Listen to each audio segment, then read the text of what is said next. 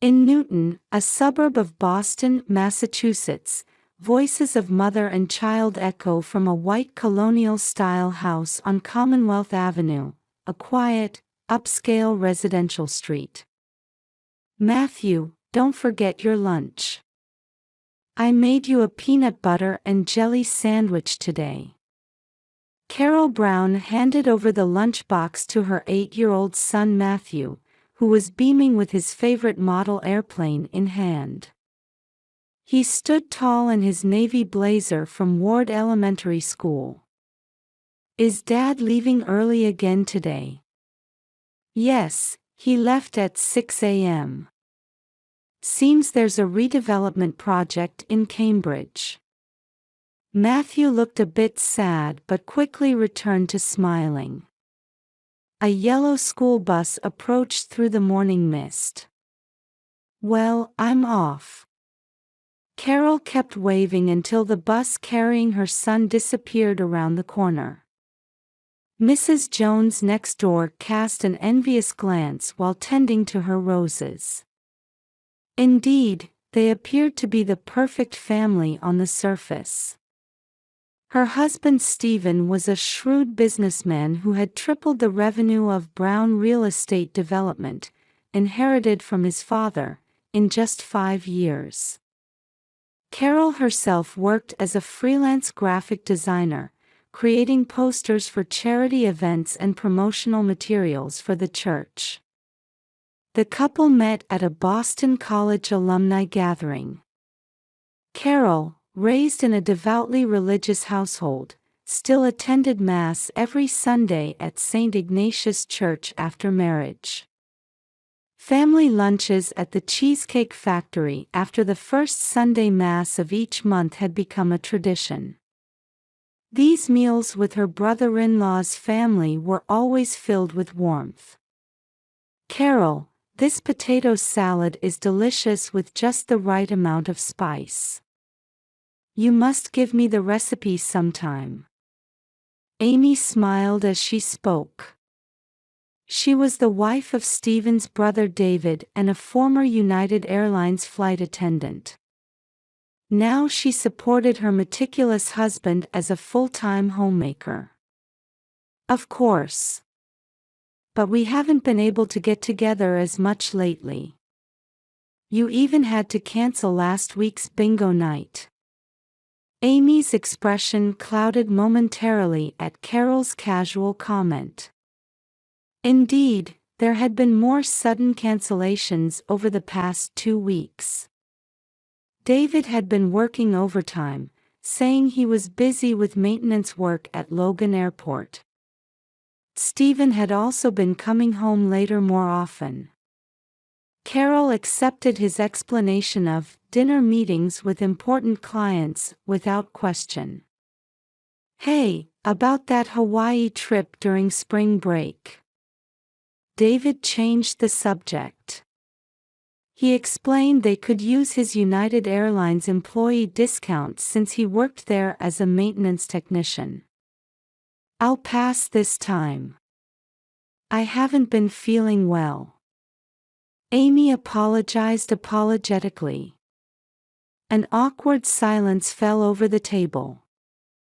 "How about March 15th to Honolulu? Matthew's spring break will be starting then." When Stephen spoke, Matthew jumped up with joy. "Yay! We get to ride on Uncle's airplane. Can we visit Pearl Harbor too?" The model airplane in Matthew's hand trembled, casting an ominous shadow on the table. Terminal B at Boston Logan Airport was bustling with passengers waiting for early morning flights. With spring break season beginning, there were many families on the Hawaii-bound flight. "David, thank you for coming to see us off so early." Carol bowed to her brother-in-law. David had come straight from his early morning duties, still in his navy blue United Airlines maintenance uniform.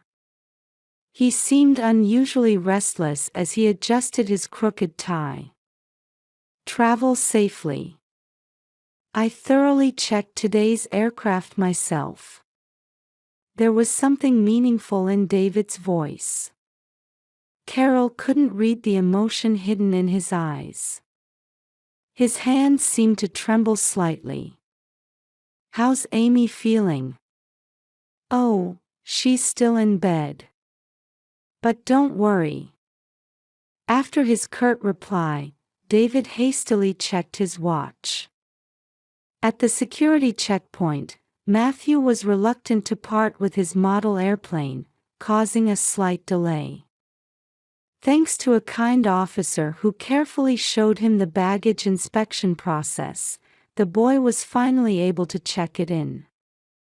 United Airlines Flight 407 to Honolulu will begin boarding shortly from Gate 23. First class and premium members may now board. Matthew excitedly pulled his parents' hands while waving his boarding pass. The new aircraft gleamed in the morning sun. Let's hurry. I get the window seat, right, Dad? During check-in, Stephen had chosen an aisle seat for himself, saying he needed to check business emails during the flight. Their seats were arranged in row 33, with Carol sitting between her son and husband. A cheerful flight attendant greeted them at the boarding gate. There were 6 crew members on this flight. According to the captain's announcement, the flight time would be approximately 10 hours. During takeoff, Matthew excitedly watched through the window, cheering as Boston's cityscape grew smaller. Stephen had already taken out his laptop, switching into work mode. 30 minutes after takeoff, the cabin was enveloped in a peaceful atmosphere. The morning sun streamed in at 30,000 feet. With stable air conditions, the seatbelt sign had been turned off. As flight attendants began serving coffee and orange juice, Matthew spoke up anxiously. "Mom, this seat is making a weird noise." Carol looked up from her magazine toward her son. "What kind of noise?" "It's rattling. We didn't hear this noise when we went to San Francisco before." Matthew's voice carried the pure anxiety unique to children. Carol gently checked her son's seatbelt buckle. "Something did feel off. If it's bothering you that much, I'll switch seats with you." Stephen suddenly spoke up while typing emails. It was unexpected kindness from a husband who usually disliked interruptions while working. "But are you sure? What about your work emails?" "Don't worry about it. Matthew wants to enjoy the view, right? Besides, I can stretch my legs better in the aisle seat." The 3 exchanged seats. The cabin was about 80% full, with surrounding passengers absorbed in their own activities. They moved places casually without reporting to the flight attendants. The time showed 7:30 a.m. Carol felt something nagging at her. Like there was some hidden intention behind her husband's suddenly kind offer. But she couldn't put this unease into words. Matthew was mesmerized by the Pacific Ocean's blue visible between the clouds. He got excited whenever small islands appeared below. The view from 30,000 feet must have seemed like heaven to the 8-year-old boy. Stephen ordered a mini bottle of whiskey in his new seat. He usually limited his drinking on flights. His phone screen showed unread messages from Amy, at an angle Carol couldn't see. However, no one could have known that this kind seat swap would dramatically change the family's fate. The aircraft continued flying quietly toward Hawaii, its nose pointed southwest. Breakfast service preparations were beginning in the cabin. "Ladies and gentlemen, we will soon begin our breakfast service. While the seatbelt sign is off, please keep your seatbelt fastened when seated for your safety." Janet, a veteran flight attendant, made the announcement in a cheerful voice. In her 15 years of experience, she had handled numerous emergencies. But what was about to happen would exceed even her experience. "Mom, I want pancakes." Matthew spoke with an expectant voice. Carol gently stroked her son's hair while showing him the menu card. "They have waffles too. With maple syrup." Just then, the aircraft began to shake slightly. Normal turbulence at high altitude. The pilot immediately raised the nose slightly, beginning to move to a more stable airspace. Stephen closed his work laptop and reclined his seat. It was unusual for the typically work-focused husband to take a break. He occasionally glanced at his watch as if waiting for something. "Ladies and gentlemen, this is your captain speaking. We're expecting some turbulence at our current altitude. Please fasten your seatbelts for your safety." Just before the captain's announcement, Stephen had made a show of checking his seatbelt. "Would you like more coffee?" The moment flight attendant Janet spoke to Stephen, there was a sound like tearing metal. Stephen's body suddenly floated up. His seatbelt had completely detached. The aircraft shook violently. "Stephen!" Carol's scream echoed through the cabin. Her husband's body was floating toward the ceiling. Passengers' screams overlapped one after another. Janet made an instant decision and reached for the floating Stephen along with two male passengers nearby. Amid the violent turbulence, she was employing all her 15 years of experience to respond. "Is there a medical professional on board?" Another flight attendant made an announcement. A middle-aged woman raised her hand from the rear seats. The situation was chaos. The pilot immediately began descending. The sudden pressure change at this altitude put great stress on both the aircraft and passengers. However, there was no other choice. The co-pilot calmly continued communication with air traffic control. Carol's mind had gone blank. The events unfolding before her eyes didn't seem real. "Ma'am, it's all right. Your husband is conscious." The emergency physician spoke in a calm voice. Stephen appeared to have fortunately avoided serious injury. Matthew was reciting prayers in a trembling voice. The boy desperately repeated the Lord's Prayer he had learned in Sunday school. His pure prayer quietly echoed through the cabin. 15 minutes after the emergency began, the aircraft had descended and maintained a relatively stable condition. While passengers remained agitated, the worst seemed to have passed. The captain's grave voice came over the announcement system. "We are currently planning an emergency landing at San Francisco International Airport. Estimated arrival time is 9:45 a.m. local time. Medical teams have been requested and are standing by." Carol reached for her smartphone, searching for David's number with trembling fingers. However, before she could disable airplane mode, a flight attendant quietly shook her head. "I'm sorry. The signal could affect our instruments. David. His last words suddenly came back to Carol's memory. I thoroughly checked today's aircraft myself. She still didn't understand the true meaning of those words. Stephen was lying in a rear seat, attended by the doctor.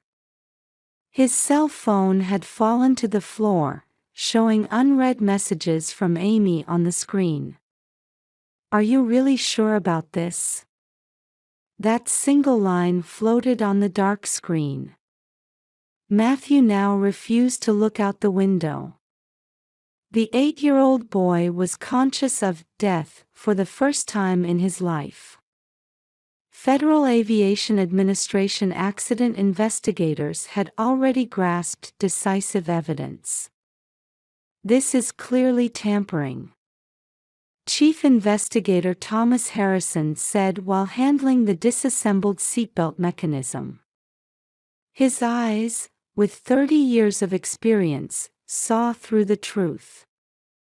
This part was deliberately modified to detach with pressure changes. Moreover, it's the work of someone with considerable technical knowledge. The investigation team gathered in the conference room drew sharp breaths. Security camera footage played on the screen.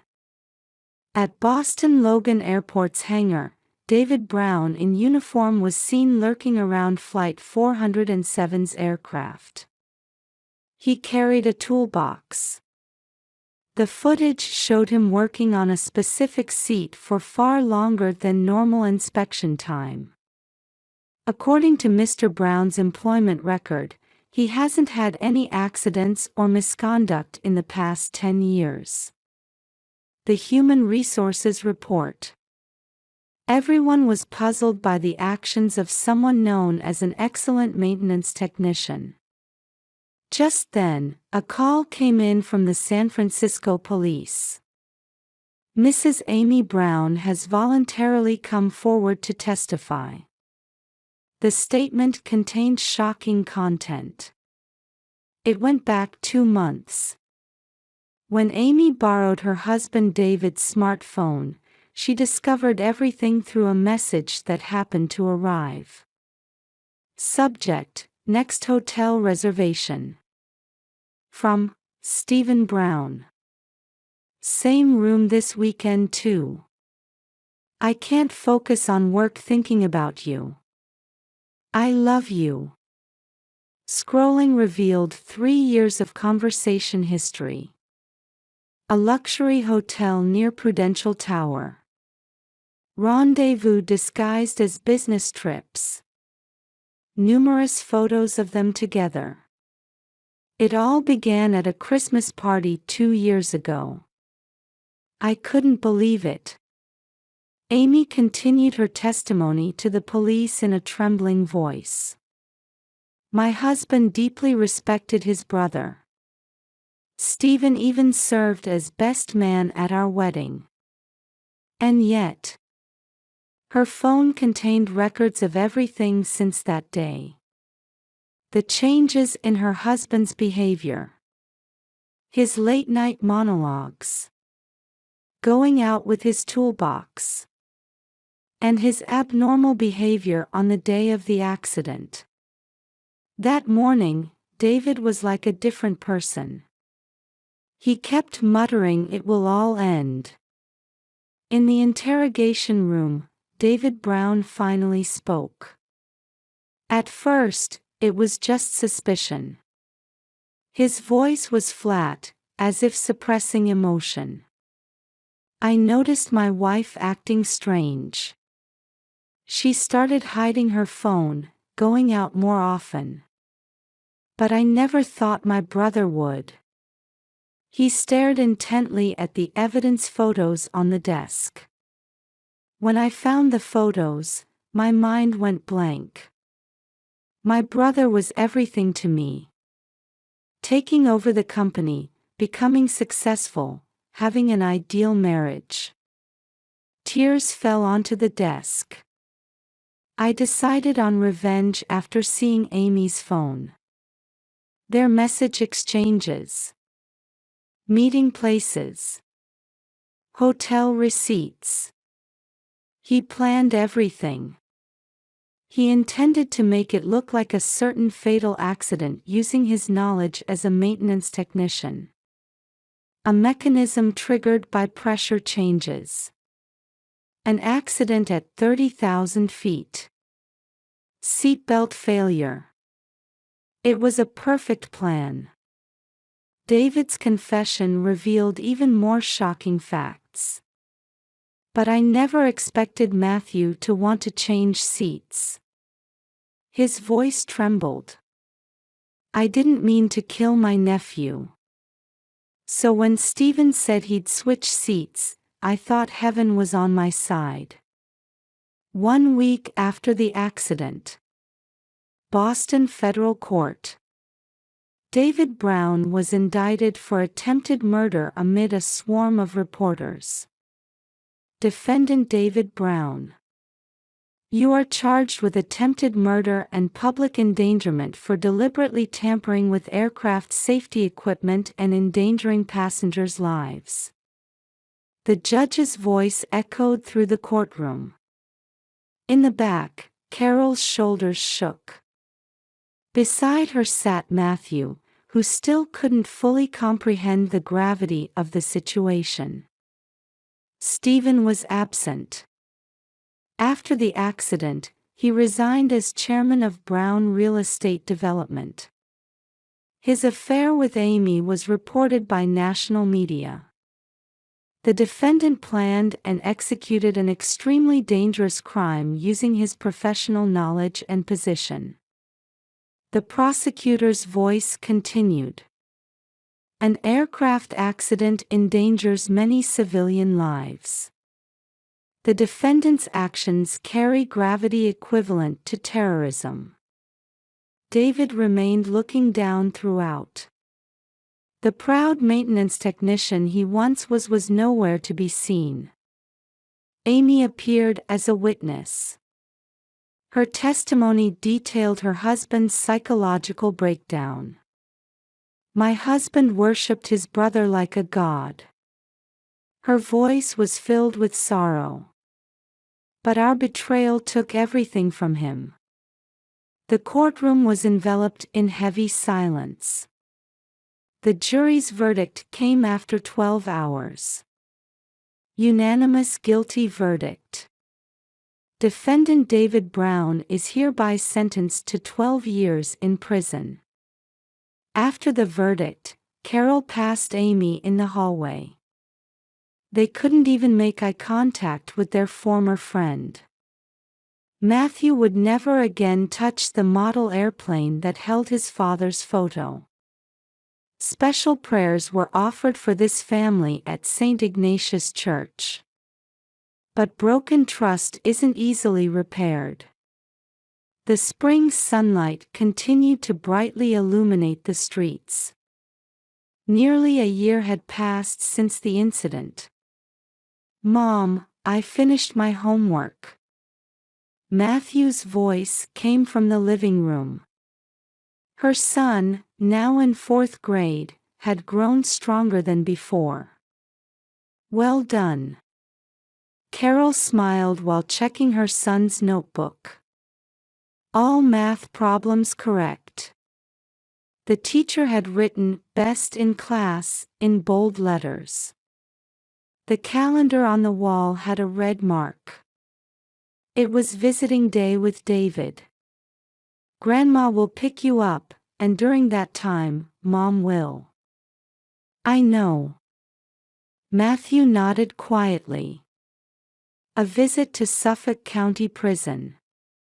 It was also time Carol needed to sort out her own feelings.